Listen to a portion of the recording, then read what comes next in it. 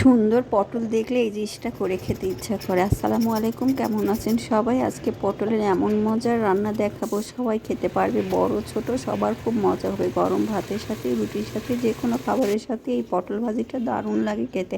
তো পটলটা প্রথমে সুন্দর করে পরিষ্কার করে ধুয়ে নিলাম, তারপর চিড়ে নিলাম, তারপরে মাঝখানে ফালি করে ভিতরের বিচির চারপাশেরগুলো বের করে নিলাম, নিয়ে সুন্দর করে চটকে নিব। এখন হলুদ করে, মরিচ করে, লবণ, একটু গোলমরিচের গুঁড়া, ধনে পাতার কুচি, কাঁচামরিচের কুচি আর একটু মরিচের কুচি দিয়ে ভালো করে চটকে মেখে নিলাম। দুটো ডিম ভেঙে দিলাম। এদিকে এই পটলের ফালিগুলোতে হলুদের গুঁড়া, লবণ দিয়ে ভালো করে মেখে নিলাম। নিয়েই তো পুর ভরা দিয়ে দিলাম পটল। আর পটলের এই মজাটা ভাজিটা ছোট বড় সবার খুব পছন্দ। আর ডিমটাও তো অনেক পুষ্টিকর, সবজিও খাওয়া হয়ে যাবে, ডিমও খাওয়া হয়ে যাবে। আর এটা দিয়ে এক থালা ভাত মিশিয়ে শেষ হয়ে যাবে। আর খেতেও দারুণ, গরম ভাতের সাথে এই পটল ভাজি দারুণ মজা খেতে। আর এটা করতে খুব একটা সময় লাগে না, খেতেও মজা। আল্লাহ হাফেজ।